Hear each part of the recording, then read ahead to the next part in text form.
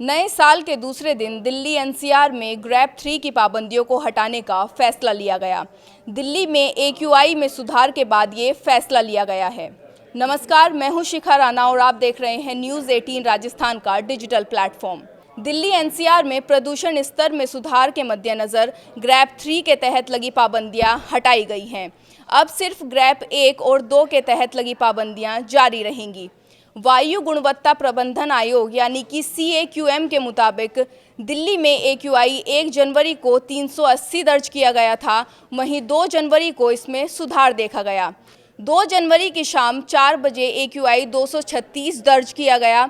ऐसे में एक्यूआई में सुधार को देखते हुए ग्रैब 3 की पाबंदियों को हटाने का फैसला लिया गया। गौरतलब है कि दिसंबर में हवा की गुणवत्ता गंभीर श्रेणी में पहुंचने के बाद ग्रैब 3 की सख्त पाबंदियां लागू की गई थी। अब आपको बताते हैं कि इस फैसले के बाद दिल्ली एनसीआर में क्या बदलाव हुए हैं और आपके लिए क्या खुला रहेगा और क्या अभी भी बंद रहेगा। सबसे पहले बात करते हैं छोटे बच्चों की, जहां छोटे बच्चों के स्कूल जो बंद हुए थे या हाइब्रिड मोड पर चल रहे थे, अब वो पूरी तरह से खुल सकेंगे। साथ ही गैर ज़रूरी निर्माण और तोड़फोड़ पर लगी पाबंदियां हटा ली गई हैं। अब हाउसिंग प्रोजेक्ट और दूसरे निजी निर्माण कार्य फिर से शुरू हो सकेंगे। साथ ही सरकारी और प्राइवेट दफ्तरों में 50% वर्क फ्रॉम होम की सलाह को वापस ले लिया गया है। अब दफ्तर पूरी तरह अपनी क्षमता के साथ खुल सकेंगे।